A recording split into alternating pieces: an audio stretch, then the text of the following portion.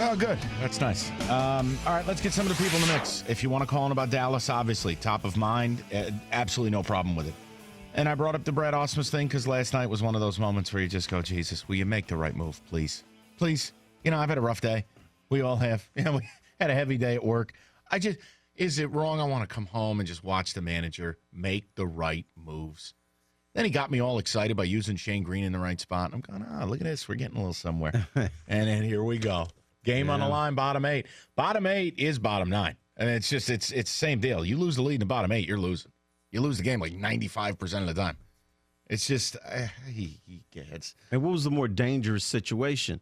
Bases loaded with 2 outs. Yeah. Or, you coming in fresh. You know what?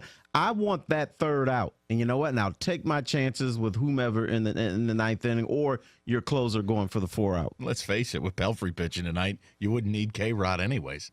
Pelfrey in Toronto? Mm-hmm. Oy vey. I mean, you got to be kidding me. Right. Let's go to Greg, 97.1. Hi, Greg. How's it going today, Mike and Terry? It's all right. It's been a tough day here. You know what I'm saying. Yeah, I watched the game last night, and Aumus is, just a day in, day out, the decisions he does make. You're paying K-Rod that huge salary, not to bring him in a situation, 4 outs, win a ball game on the road. My question really is, the young kids, I'm drawing a blank on the young pitcher we got coming up, that they're just too scared to bring him up too early, and then Jacoby Jones, who we got last year.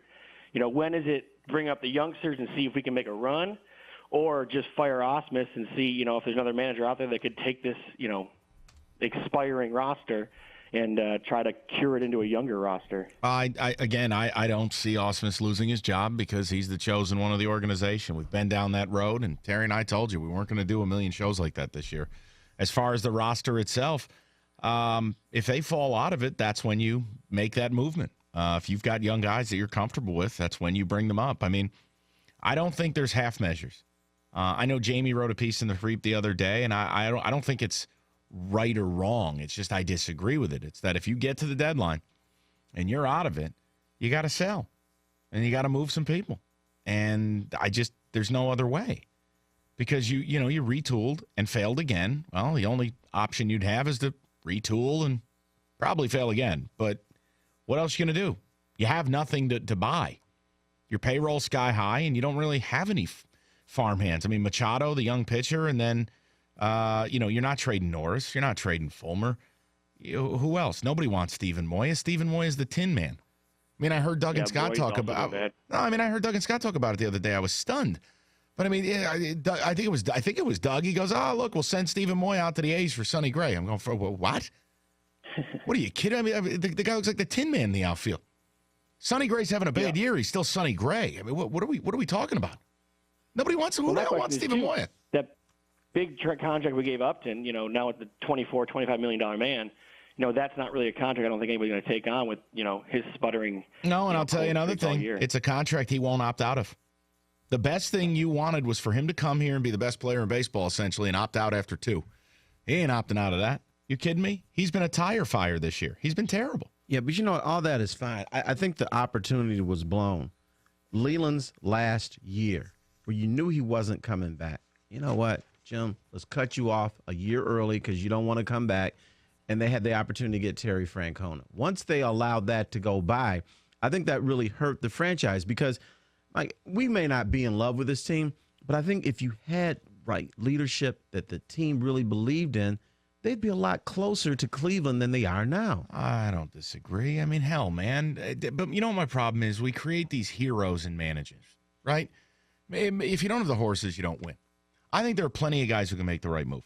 You've just managed to hire, 2. Leland didn't make the right move all the time. But if I had a choice of Leland or Aumus, I'd take Leland leaps and bounds. Sure. I love Leland. But look. I don't want to make Terry Francona a hero. But I have to believe, even if it's 2 games better, that they would be in a better spot than they are now with Aumus. Pick one. I mean, I'm stuck with a guy with the Yankees who doesn't make all the right moves. Northwestern grad, Joe Girardi. Joe Girardi does lots of things I can't stand. I don't know what it is with these guys. Baseball has a fundamental rule book, the way to do it and the way not to do it. But a lot of guys are stuck in the Stone Ages, man. Yes, sir. It is what it is. It's hard for me to really look at this team and think a lot of them. Ticket text coming in. Gun restrictions or not, if someone wants a gun, they'll get it legally or illegally, so no point. Adam, that's such gun nut rhetoric. You got to stop. You know, okay, what? They'd have to go and get it illegally, right? All right, make them jump through one hoop, and then we'll work on problem 2. There are no absolutes. You're not going to make 100% of people not racist, or 100% of people mentally stable, or 100% of guns legal. So what does that mean? You don't try? That's just such a dumb argument. That is the argument you're getting. Well, it's not going to work anyway. So let's just keep this system that doesn't work. I'm a police officer. My family is begging me not to go to work today, but I have a duty to uphold. I took an oath to protect the community, and that's what I will do. Even though there is indeed a war on law enforcement, I will still lace my boots up, snap my vest on, and put on the uniform and protect the people that are trying to possibly kill me. Yeah. Wow. Thanks, Mike. No one has accountability anymore because social media has empowered everyone to deserve and be entitled. That's been a problem. Yeah, what CNN did with the social media stuff, I don't know how stuff like that's allowed out there. I really don't. I think it's shameful. People dancing in the streets regarding, and again, oh, by the way, anyone dancing and celebrating a black guy getting murdered by a cop, both sides of it are disgusting. It's reprehensible. It's absolutely reprehensible. It is, but I don't know, Mike. We're in a bad way in a bad time. Well, what are you gonna do? So do nothing about it? No, you have to do something about it. But Mike, some of the solutions people are not willing to do. All we do is scream at each other. You're wrong, you're wrong, you're wrong. And then you go and take your ball home, and that's it. And nothing changes. Tigers can't afford 2 pitchers on their staff with no chance for success. Avila can't correct the Tigers' past mistakes until he admits to them. It's difficult considering the amount of money the Tigers would be forced to swallow, but the cost of keeping Lowe and Sanchez on the staff is extremely damaging. Kyle, no disagreement. You know, you get in this habit. You know, Lowe had 1 good year in his career, and you signed him right after it. And you kind of knew that one wasn't going to end well. It's time to cut their losses with veterans like Lowe and Sanchez. One thing to be patient with a vet with a proven track record and a large deal. Another to essentially be sending up the white flag every time they're inserted into a game. That's from Al. I do have to tell you, it is at a point with Anibal, you got to consider DFAing him. I know that's a tough pill to swallow, but look, he's no good in either role. And he's very, very consistent. 6 runs, 5 innings. Yeah. It's always somewhere around in there. And you know what? You can't win like that. No. If I say, hey, you're going to play the Tigers, I'm going to give you 6 runs in the first 5 innings. Oh, I'll take it. I'm going to win this game.